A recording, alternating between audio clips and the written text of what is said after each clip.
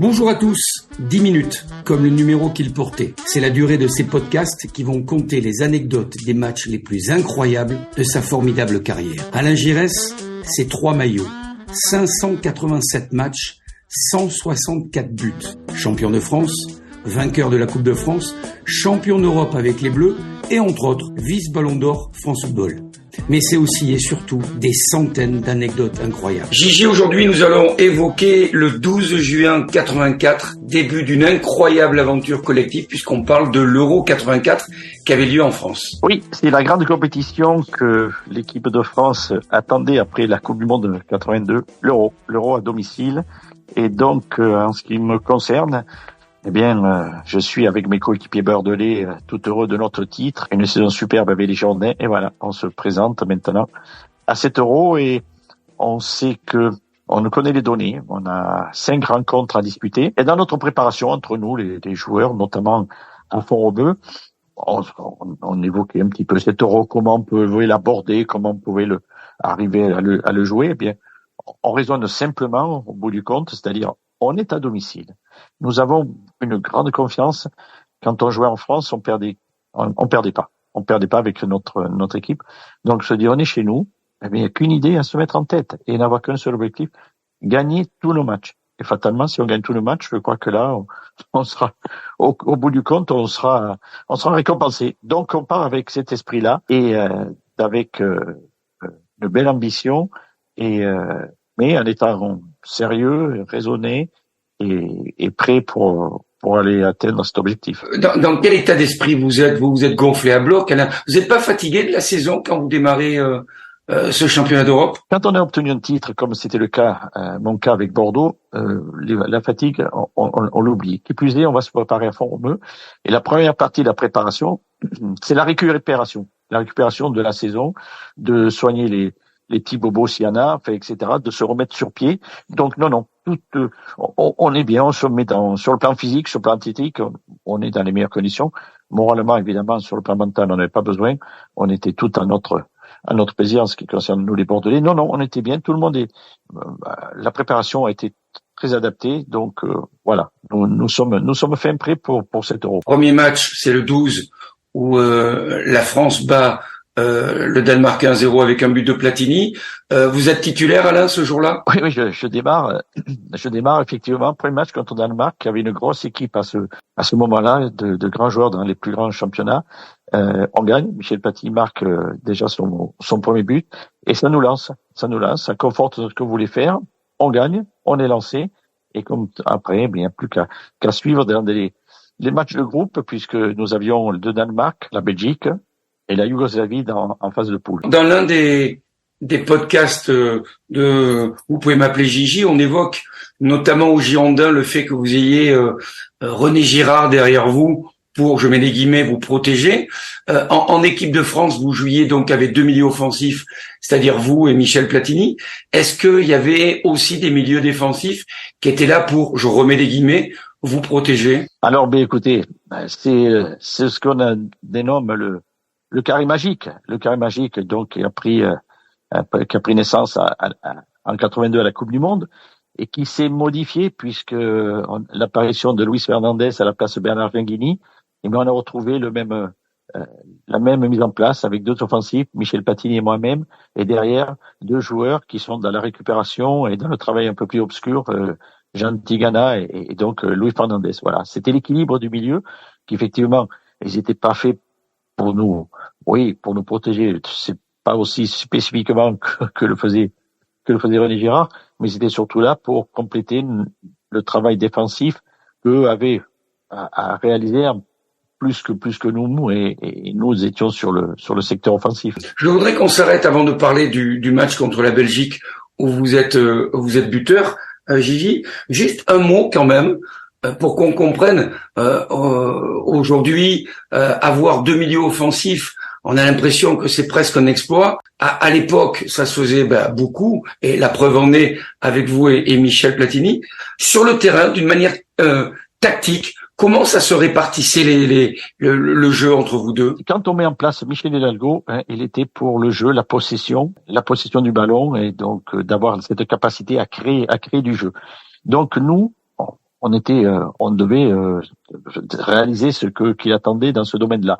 Après, à l'intérieur, eh bien, il fallait tenir compte l'un de l'autre. Michel Platini était un peu plus haut, avancé dans le jeu. J'étais plus en retrait.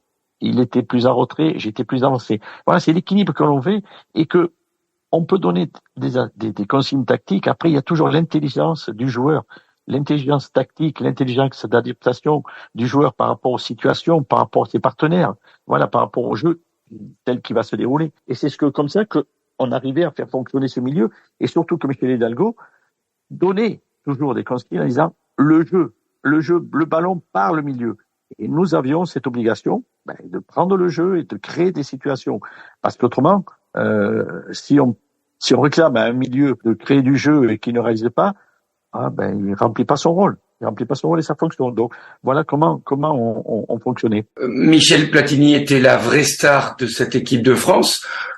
Pour autant, votre notoriété était tout aussi mondiale. Est-ce qu'il n'y a pas chez Alain Giresse de l'époque une frustration d'être finalement le plus connu en France, et puis finalement il y a j'ai envie de dire un Italien, puisque Michel Platini jouait à la Juve, qui prenait un peu la lumière. Est-ce que pour vous parliez d'intelligence, est-ce que ça en faisait pas partie de vos qualités de se dire c'est la règle du jeu, Michel Platini peut jouer 10, peut jouer 9 et demi, moi je suis au service du collectif. Comment vous arriviez à faire de cette réalité une nécessité ou inversement? Non, mais quand on a la chance et le privilège d'avoir un joueur comme Michel Platini, comme les équipes qui ont eu des Maradona, Cruyff, Messi, Ronaldo, enfin les Zidane, l'équipe de France plus tard, vous savez très bien qu'ils apportent quelque chose que personne ne peut apporter. Donc c'est d'utiliser tout ce potentiel en le mettant dans les meilleures conditions. Voilà, et c'est tout. Et moi j'en souffrais pas. J'en souffrais pas parce que j'avais la capacité, en tant que meneur de jeu, de pouvoir me coordonner mon jeu à celui de Michel Platini et ainsi qu'avec les autres. Non, moi j'ai aucune frustration parce que qu'est-ce qu'il y a derrière? Qu'est-ce qu'il y a? Il y a une équipe qui gagne. Une équipe qui gagne. Imaginons sur l'instant que chacun joue sa partition. Et vous pensez qu'on aurait été champion d'Europe? Mais jamais de la vie. Et alors, on serait rentré chez nous en étant heureux d'avoir fait quoi? Quelques matchs qui ont servi à quoi? À rien du tout. Donc voilà, il fallait être concret, précis, et puis de faire en sorte d'unir toutes nos forces et non pas de les diviser. On va évoquer cet Euro jusqu'aux demi-finales, et donc dans ces matchs de poule, il y a Monsieur Fredriksson qui est arbitre. Je sais pas, vous avez une telle mémoire, Gigi. Je me demandais si vous saviez que c'était le nom de l'arbitre sur ce Belgique, sur ce France. Pardon, je vous ai dit Fredriksson, je me suis trompé. Robert Valentine, qui était arbitre de ce France-Belgique. Est-ce que vous vous rappeliez du nom de l'arbitre? Vaguement, honnêtement, vaguement. J'ai des souvenirs d'arbitres autrement plus marquants avec celui de Séville. Mais là, non, pas du tout. Mais bon, on en a parlé. Au demeurant, l'arbitre, vous savez, le match France-Belgique, c'est le match, comment dirais-je, le match rêvé par excellence. C'est-à-dire un match où vous avez aucune sensation de difficulté, rien, que tout se déroule, que tout va dans le bon sens, qu'il n'y a aucune accroche, aucune faute, rien du tout de notre part. Voilà, c'est un déroulé sans problème. On met 5 buts, on aurait pu en mettre plus. J'ai pas aujourd'hui l'impression d'avoir souffert, j'ai pas l'impression d'avoir pris des coups, pas l'impression d'avoir été en danger par la Belgique. Voilà, c'est le match qu'on peut on peut rêver, mais qu'on n'imagine pas et qui s'est réalisé là ce jour-là contre la Belgique. On se retrouve le 16 juin de mémoire, j'ai de mémoire, mais en même temps j'ai les yeux rivés quand même sur mes petits papiers. Le 16 juin, 17h15. Est-ce que vous vous rappelez de la température, s'il faisait chaud, s'il y avait de l'ambiance? Racontez-nous. Il faisait chaud, la Beaujoire, c'était le nouveau stade de Nantes. Alors, ce qui était paradoxal, c'est qu'on n'aimait pas trop jouer venir à Nantes parce que ils avaient à l'époque une très belle équipe. Mais là, c'était chez nous, quoi. Non, mais il y avait tout un engouement autour de cet Euro. Dès le premier match à Paris, ce second match à Nantes, il faisait très beau, il faisait très chaud. Heureusement qu'on était un peu avancé dans l'après-midi. Non, conditions idéales. Vous aviez été sifflé ou applaudi en tant que Bordelais? Là, voilà. c'est une bonne remarque. C'est une bonne remarque que malheureusement maintenant subissent les joueurs en fonction du club où ils appartiennent et où le match se déroule. Non, là il y avait l'unité. On avait le maillot tricolore. On était encouragés. On était pas du tout sifflés. Effectivement, Bordelais à Nantes aurait pu se faire siffler. Non, c'était pas le cas. Pas du tout. Et c'était vraiment l'unisson entre les supporters et tous les joueurs. Bon alors, Michel Platini ouvre le score très tôt, à la 4e. Racontez-nous votre but quand même. 33e. Et comme un clin d'œil, Gigi, à la 33e, vous marquez. Ça, c'était écrit alors. Non, mais c'était une double 1-2 avec Jean Tigana. Et puis bon, évidemment là, on savait jouer ensemble. Évidemment, on avait nos relations de jeu de Bordeaux. Et donc, il me donne le ballon, je le redonne, il me le remet, et j'arrive face à Paf, et Paf qui se jette. J'ai dit, bon, si tu te jettes, là, c'est un petit dangereux pour toi, ou c'est embêtant pour toi. Et je pique le ballon au-dessus. Voilà, et puis c'est but, quoi. Et, une nouvelle fois, un but impliqué, oui. Un gardien qui se jette, il faut le laisser se jeter, puis piquer le ballon. Voilà, puis, voilà, ça continue à lancer ce match où tout se déroulait bien. Après, je vais peut-être enchaîner en disant qu'après, j'ai donné un ballon à Luis Hernandez, qui avait cette capacité, qui était un opportun là-dessus, et on verra plus tard que j'avais une relation pour lui faire marquer des buts, qui lui n'était pas un véritable buteur, et il le dira toujours. Il dit, mais tu savais me trouver. J'ai dit oui, c'était pas facile, c'était pas facile de se tromper, parce que tu savais toujours où il fallait se mettre pour marquer des buts. Voilà. Et après, Michel, oui, il a marqué un véritable hat-trick. Vous savez ce que c'est un véritable hat-trick? C'est marqué pied gauche, droit et de la tête. Voilà. Et c'est ce qu'il a fait. C'est ce qu'il a fait sur ce match-là, marqué 3 buts. Donc, moi, j'ai marqué le 4e. Enfin, je fais partie des 5 avec Luis Hernandez. Voilà. Journée bien accomplie. Alain, c'est beau parce que on est encore sur des podcasts sur votre carrière et vous parlez encore des autres.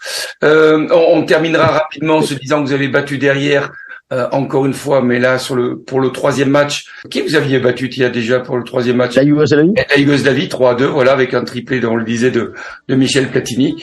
Et puis on retrouvera un nouveau podcast pour parler des demi-finales et de la finale. Merci Gigi et à très bientôt pour un nouveau match et un nouveau podcast. Allez, au revoir et à bientôt.